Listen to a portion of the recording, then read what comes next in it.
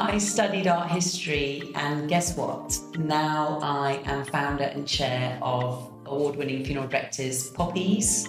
We provide outstanding care and support for people across Greater London when someone dies. My name is Poppy Mardall. I studied art history at the Courtauld Institute of Art. I did a BA and then an MA. So I worked in the art world for 5 years. I love the focus on client service. I think now about my work as a funeral director. I learned everything about how to care for people in the art world. When I was thinking about how I wanted people to feel when they were being cared for by Poppies, because we're interested in the way you were made to feel at this vulnerable time in your life. We want you to feel supported and held.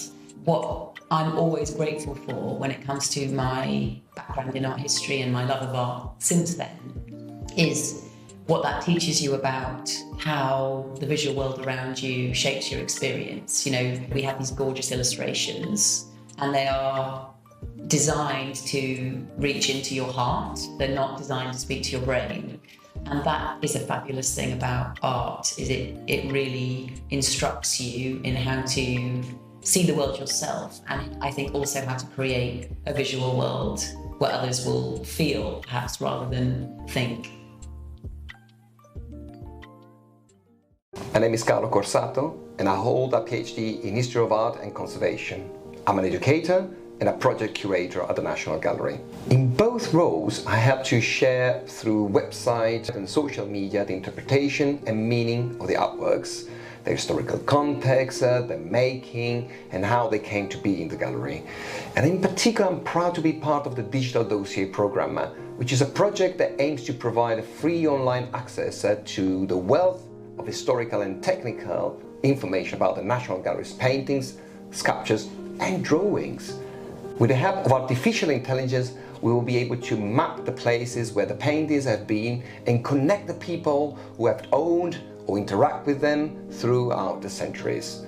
All this and much more will be available free of charge to everyone across the UK and worldwide. Everyone will be able to reuse, remix and be creative with that wealth of information and discover new, unexpected ways to engage with the past through art. My love for art and history has led me, a working class boy, to work on super exciting digital and educational projects for a world-leading institution.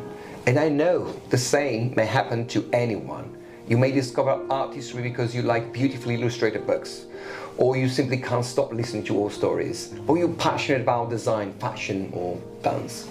Or you have a talent for fixing and restoring old objects, or you are a textile and fabrics fan, a digital content creator, a marketing specialist with a superb visual memory, or a scientist with a passion for pigments and technical imaging.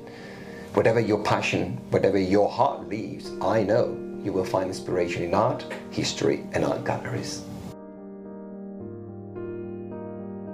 Hi, my name is Kate and I'm Head of Development at a TV production company. I specialise in unscripted programming, so that's anything from true crime documentaries to dating shows to retrospective history series. I studied History of Art at A-level and for my degree, and then I did a Master's in Broadcast Journalism.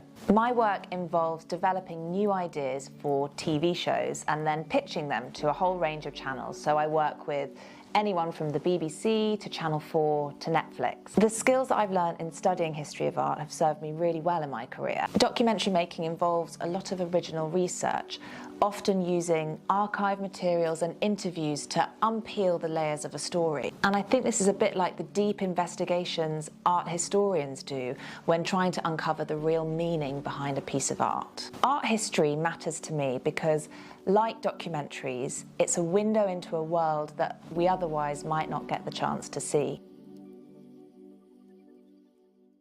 My name is Ellie Porter.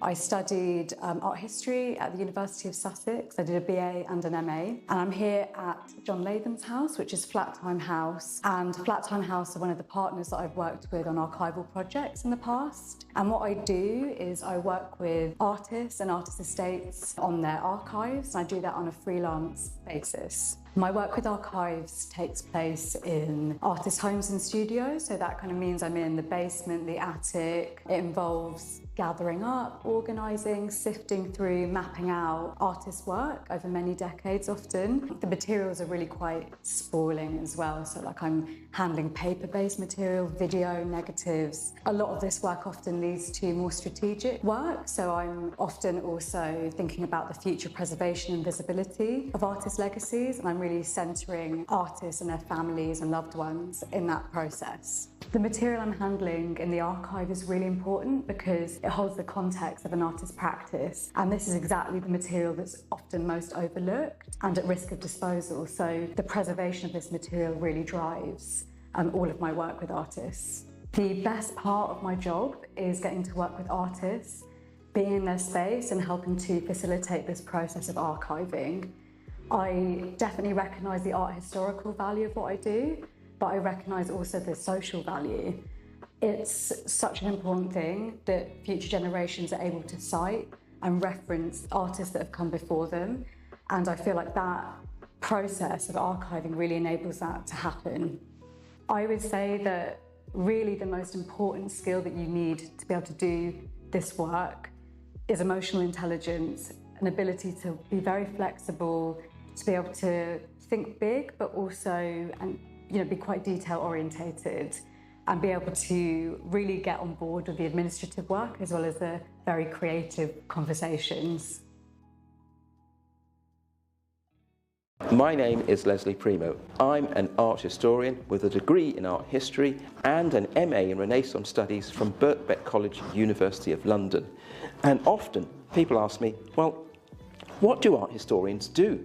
Art history takes me all over the UK. It also takes me around the world.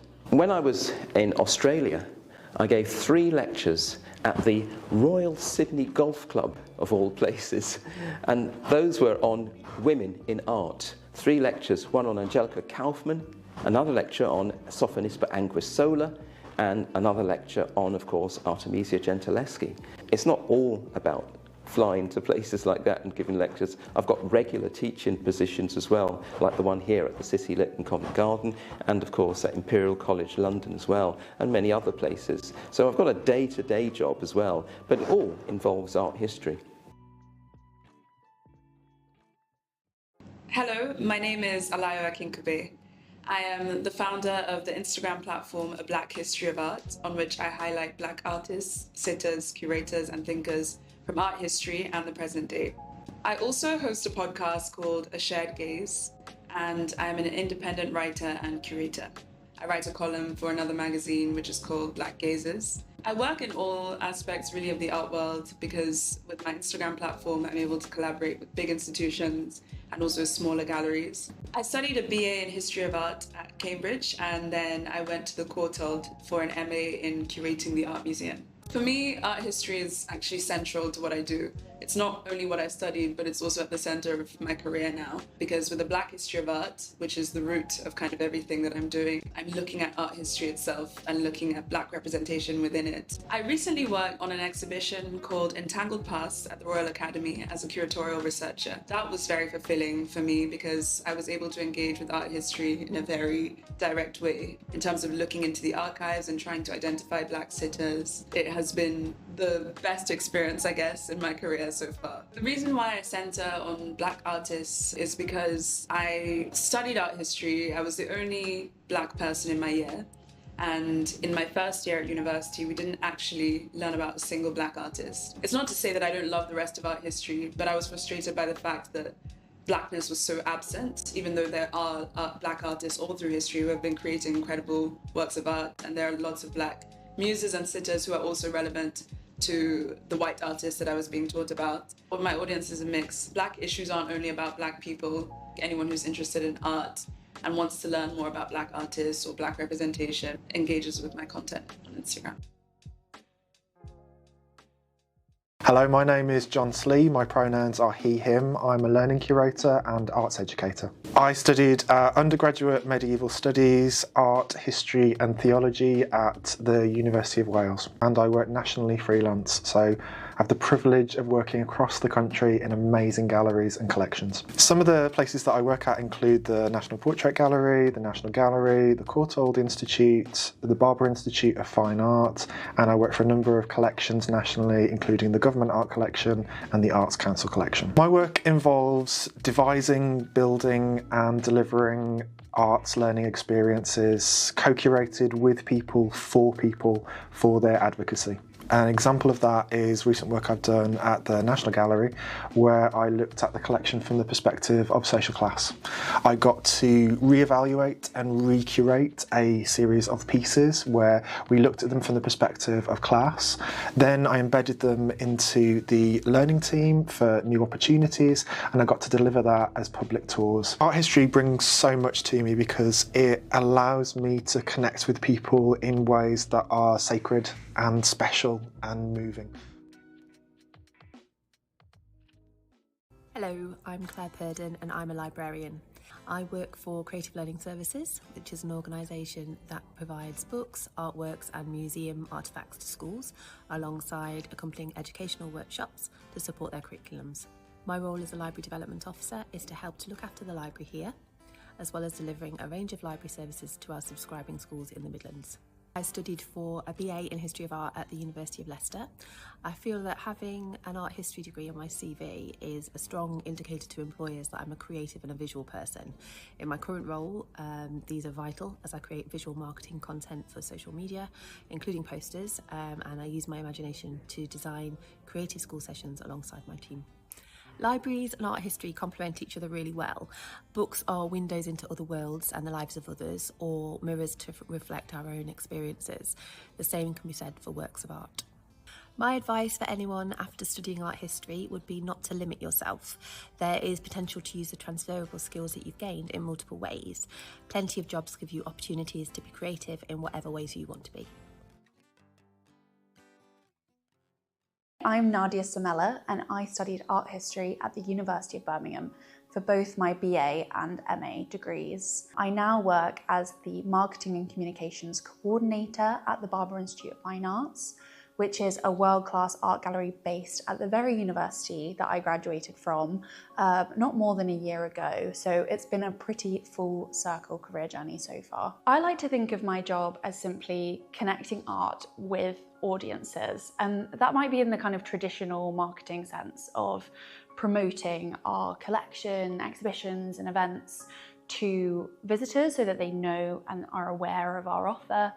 But it goes beyond that. That could be finding new accessible ways of talking about the paintings we have on display. It might be thinking about how to extend the reach and the lifespan of an exhibition digitally, or it might be just thinking about how to make the gallery a more welcoming and inclusive space for a better variety of people.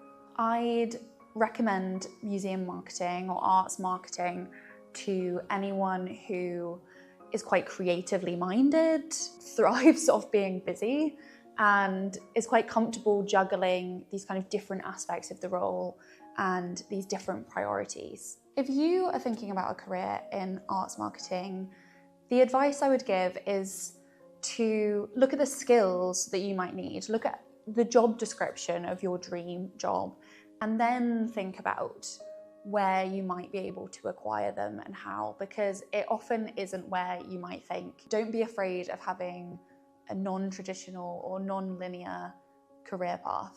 I love my job. I think it's every art nerd's dream to be able to write and talk about and communicate your passion for art every single day. And I feel so lucky to do that. I'm Kathryn Havelock and I'm a marketing and communication specialist in arts and culture. I've had the privilege to work at some of London's most amazing museums and galleries, including the British Museum, the V&A, the Design Museum and the Royal Academy of Arts. I currently work at Imperial War Museums and I'm a trustee here at the Estoril Collection of Modern Italian Art in Islington. I studied art history at Reading University as my BA. Then I did an MA in art history at UCL, specialising in modernism and subjectivities, and I then went on to do a master's degree in Renaissance studies at Birkbeck. My work involves promoting everything that museums and galleries have to offer. So that could be museum collections, it could be exhibitions, film screenings, public events, family events, or late night special openings. Museums and galleries tell a huge range of stories in their objects, so part of my job is to find a way to make those stories as appealing to the widest possible group of people. My main responsibility is running marketing and communications campaigns for museums and galleries.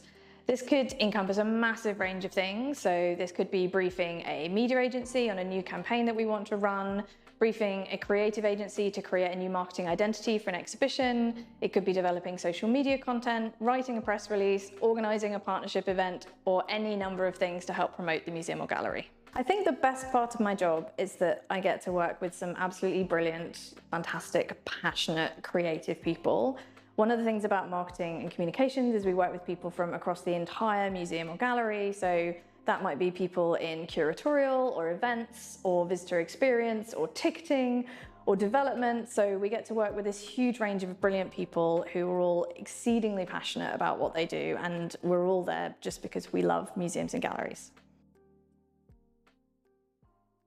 I'm Mark Barrett. I studied History of Art with Gallery and Museum Studies at the University of East Anglia in Norwich between 2017 and 2021. Currently, I'm the curator of a small museum in the town of Woodbridge in Suffolk called the Woodbridge Tide Mill Museum. The museum is a working tide mill, the only working tide mill left in the country, which means that it produces its own flour that we sell to local producers to this day. But on top of being a working tide mill, it's also a small museum in which the displays and collections are dedicated to how the mill works and the history of the mill, which stretches back to 1170. The curator role is a very broad role. Basically means I'm the subject matter expert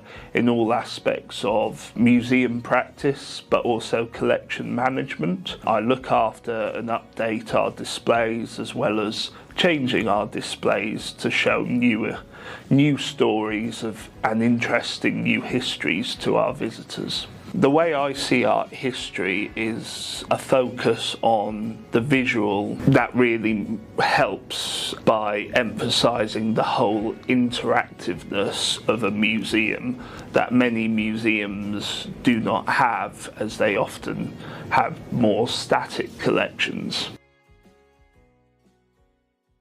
My name is Matthew Morgan and I'm the director of Turner's House. Turner designed the house, had it built. He was his own architect. It's a holiday home. He only invited his friends here and they came, ate well, drank well, went fishing on the Thames and relaxed. I went and did a master's in history of art and that took me to working for Christie's, the auction house. I worked there for many years, eventually as a director in the valuations department. While I was there, I decided that the next step of my life was to do a PhD, which I did at Birkbeck in London. I use art history every day in my role. Knowing a lot about Turner is a huge advantage, and of course the 18th, 19th century art world in Britain and Europe more generally, it's all very helpful. So art history is absolutely essential to what I do. It is one of the important elements of what I bring to this role. There are other more practical parts of this role, particularly finance, but I must also be thinking about human resources, fundraising, also hugely important. But art history is what connects all these things together. One of the things that I love about my work is to encourage people not just to come to Turner's House, and indeed not just to understand Turner, but to love art more widely. That's one of the things that gets me very excited, particularly when I hear people, children perhaps, laughing in the house. Gives me a real thrill. If you want to study art history and make it a career, I would say you need to be tenacious. Very often the roles that are out there require other skills as well. You need to think about it as a series of stepping stones. What are you doing at any moment to get you to the final goal? Because it will take a number of steps along the way, but I genuinely believe it's well worth it. Hi, I'm Rupinder Garcha and I studied art history at the University of Nottingham between 2012 and 2015. And currently I'm enjoying working in customer experience in a global pharmaceutical company. I've always been super creative, and prior to joining university and during, I was part of the Tate's Young People's programme called Tate Collective Producers. And Tate Collective are a group of 15 to 25-year-olds who put on events and programmes for other young people and hard-to-reach audiences to encourage interaction with the Tate's art collections and with the sites themselves. After graduating from Nottingham, I actually continued to pursue my education. I did a master's degree at UCL, also in art history. And then following my master's degree, I worked in marketing for a short while before a series of happy chances landed me in the world of technology, and then within the pharmaceutical industry at GlaxoSmithKline, or GSK, where I actually began my career in pharmaceuticals. Since, I have been recognised for my work in technology and have been awarded a UK Tech Woman 100 award for my work in webinars and webcasting whilst working at GSK. Studying art history has encouraged me to be creative and critical in my thinking and problem-solving abilities, and has helped me to hone in on my writing and communication skills. And these are all skills that I readily apply in my day-to-day. Art reflects the beliefs, values and ideologies of the cultures and societies from which it's created, and so art history gives us a vehicle through which to question and challenge the society in which we live and those that have come before us. Art history is a versatile subject and can lead you down many different pathways and careers, and its application is exciting and endless. My name is Glyn-Jones. I'm a painter and artist who was born in Zimbabwe.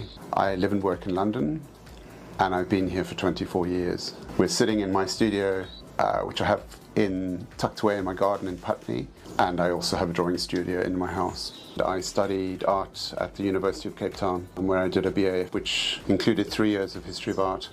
I draw every single day of my life. Within those drawings, I started to build a visual vernacular that's unique to myself, and now it's recognizable, the line, the forms. They relate to parts of the anatomy or nature or animals or things that, so when you engage with the work, you'll definitely recognize little parts of, whether it's a spine or it's an animal form, but they're not that literal. I have a range of symbols, and often it's associated with a particular move of my hand or a particular mindset. As far as studying history of art, I think if you understand the historical context and you've looked at lots and lots of artists, you know what's been before, and it just gives you a basis. There's an existing canon, which is why still imagery is so different, because then you bring yourself, you bring your intelligence, you bring your creativity to the process, and you have a conversation with that artwork. And because it's a creative act, you're impacted in a completely different part of your brain, in part of your soul. That's my experience anyway. My name is Rebecca Rose. I'm the founder and creative director of independent British fragrance brand To The Fairest. My job is really two-sided, so I have the creative side and the more business day-to-day management side. We make eau de parfum, scented candles and body oils. Everything is made here in the UK, including the packaging. My role really, it depends on the day. It can be very much focused on the creative aspect, from initial concept all the way through to marketing campaign, or it can be about the day-to-day running, logistics and distribution. I did an MA in Contemporary Art Theory at Goldsmiths. Further down the line, I did a PhD in art history at the University of Essex. I would say that art history informs every part of my creative process. The interesting thing about fragrance, of course, you're dealing usually with a colourless liquid, so being able to bring a visual narrative to that is really important. Our new fragrance coming out is called Oracle. It's an eau de parfum, a picture that really resonated with that theme of prophecy and intuition was John William Waterhouse's The Magic Circle. It's incredibly evocative, and you can almost smell the painting. There's a lot of smoke in the picture, all sorts of ingredients being used, and so the imagination runs riot. That was incredibly helpful in bringing together the narrative behind this new eau de parfum. I really wanted to create a very gender-neutral rose fragrance. Opening, we have top notes of pink pepper, And as that dries down, you get more of the rose, and then deep at the bottom we have a soft spice, a cardamom note, which smells incredible on the skin. The name of the brand is To the Fairest. This name is inspired by the words that were written on the golden apple from the Garden of the Hesperides. So the idea is the golden apple, which is our logo, connects with woman as muse. Our scents are inspired by women from all over the world, and different aspects of classical literature also feed into that narrative. My name is Siti Osman.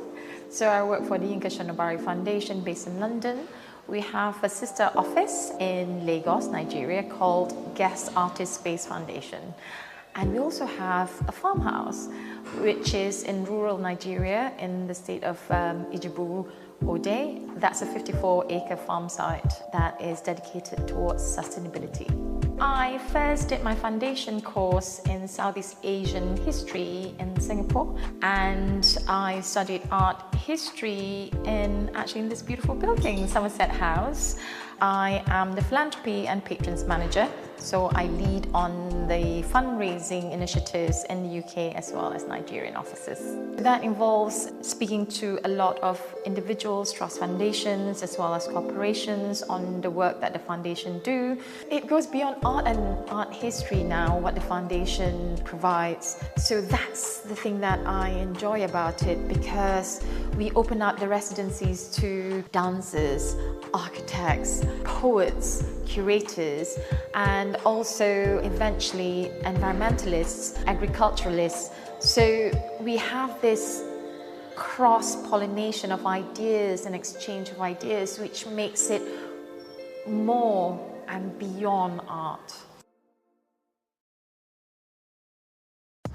I'm Benjamin Candler. I studied BA History of Art at Goldsmiths, University of London. I now work in private sales and as the project lead for digital art at Philips Auction House. For digital art, my role involves overseeing the global strategy as well as managing sales. For private sales, my role involves working with our international and regional offices to ensure that private artworks are sourced efficiently and with discretion. Art history informs every part of my role. It's important to be able to spot trends in an artist's practice and understand how trends will evolve in art history over time, so you can be cognizant of what's coming up in the future. It's also important to understand the needs of a collector and be able to advise them when it comes to acquisitions and how those may align with the wider art historical canon.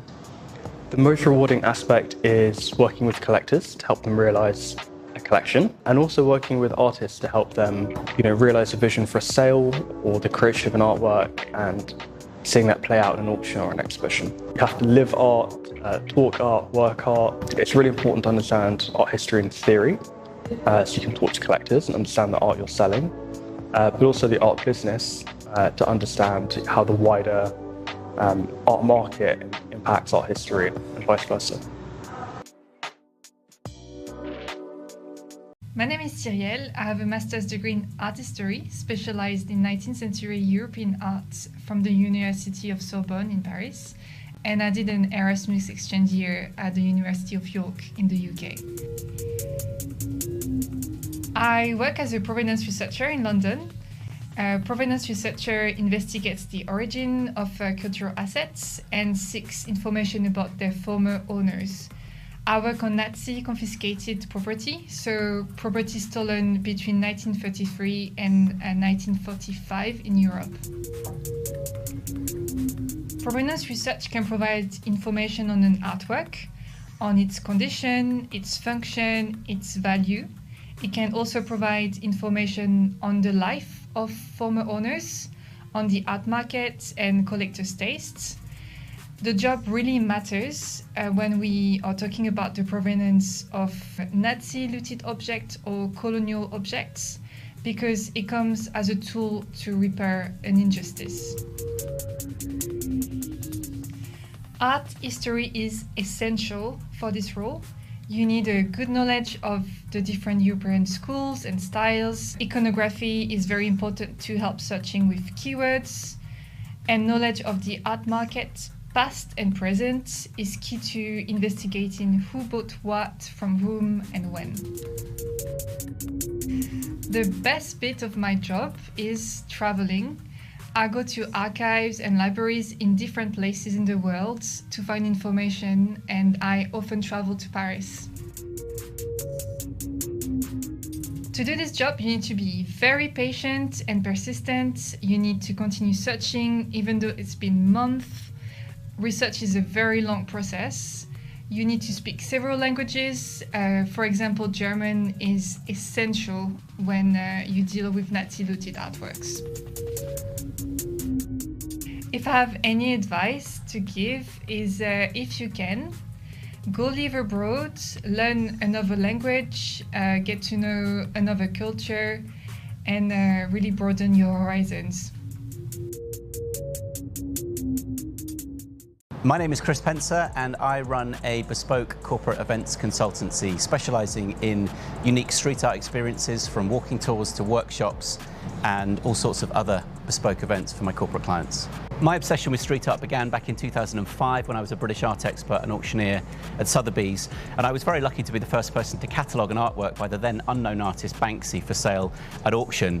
And that really marked not only my own interest in street art beginning, but also the transition of graffiti from street to gallery. This is a really famous Banksy. Painted in 2003. It's got perspex on it, which is a typical sign that it's Banksy. He's the only artist that kind of gets protected status in that way, which, you know, I'd love to ask him what he thinks about that, because street art, graffiti, you know, whatever you want to call it, has a transient nature, like it's very temporary, which is the point. I'm not your average street art tour guide. I'm an art historian by trade. I studied art history at the Courtauld. When I do my tours, I'm particularly interested in the relationship between street art and the history of art. I'm constantly referring to artists like Picasso, Matisse, Van Eyck, Turner, Egon Schiele, and in the case behind me, with the Australian artist Jimmy C, he's very influenced by the French post-impressionist Georges Seurat and his technique of pointillism. This piece behind me is by the German artist Mad C, and she's one of my favourite street artists. Obviously this is a really bright, bold, vibrant, abstract, colourful piece. She actually emerged from the graffiti scene in Germany in the 90s. There was a black line painted here. The piece used to go from right the way top to the bottom. But I personally really enjoy the way that graffiti writers kind of participate in this wall. And most people enjoy this mix of styles, which I think makes, you know, Shoreditch the vibrant place that it is.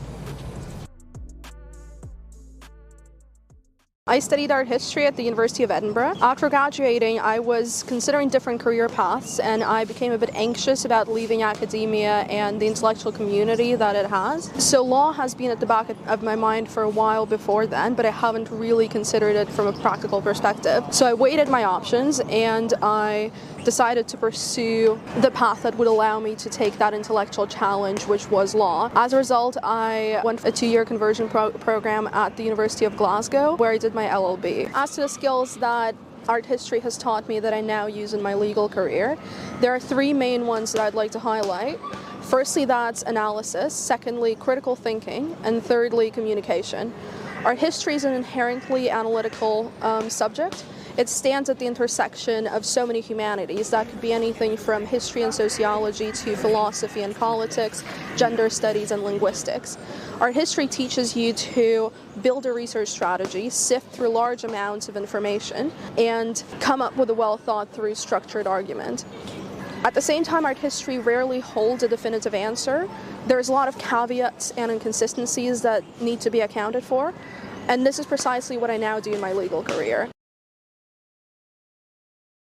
I'm Richard Barnett, I'm the head of legal at the National Gallery, and we're here with some of our Dutch pictures in the gallery itself on Trafalgar Square. I took a art history and cultural anthropology degree and then followed up with a law conversion. I have been working at the gallery for about 5 years. Before that I was the head of legal at the Science Museum, and before that in private practice. My job is to advise the gallery on the contracts that it enters into and its regulatory obligations.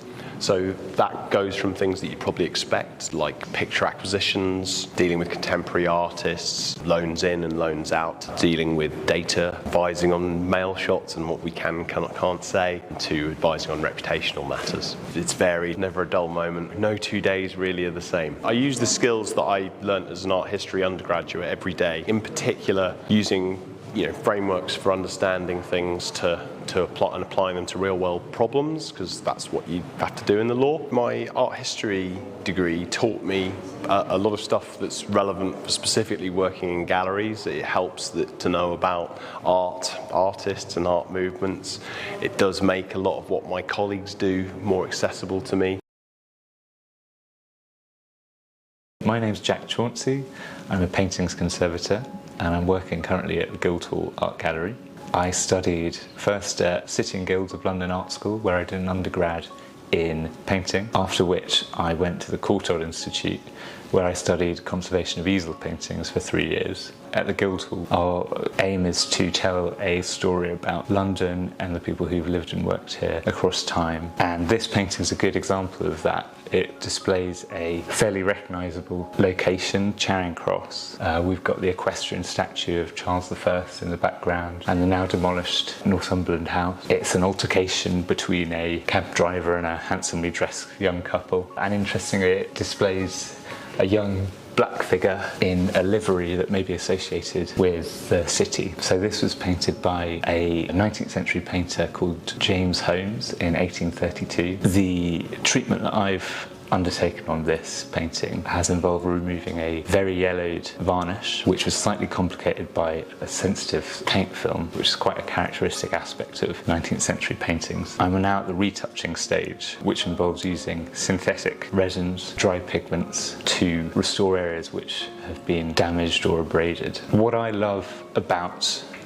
working with paintings in this way and being a painting conservator is that I can experience a painting in great detail through its composite parts. As a painter, I have always loved the stories about materials, where they've come from and methods of using them. As a conservator, I perhaps spend more time with the painting than the artist did. I feel like there's quite an intimate connection there with its creator. The role of art history is particularly important to a painting conservator, as having that contextual knowledge of the use of materials in particular periods is essential for creating a strategy for treating a work.